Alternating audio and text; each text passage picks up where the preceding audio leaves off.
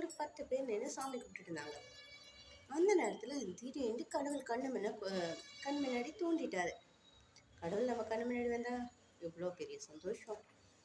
கடவுள் சொன்னார், ஒருத்தராக அவங்களுக்கு வேண்டிய வரத்தை கேளுங்க அப்படின்னு சொன்னார்.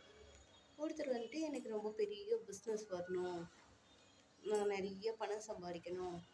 இன்னொருத்தர் வந்துட்டு நான் ரொம்ப சந்தோஷமாக நிம்மதியாக இருக்கணும். ஒருத்தர் நான் அது வேணும், இது வேணும்னு, நகை வேணும், அது வேணும், இது வேணும்னு ஒவ்வொரு தடவை ஒவ்வொன்றும் கேட்டாங்க. கடைசியாக ஒருத்தர் வந்தார். அவர்கிட்ட என்ன வேணும்? எனக்கு நீண்ட ஆயுளும் நிம்மதியும் வேணும் அப்படின்னு கேட்டாங்க.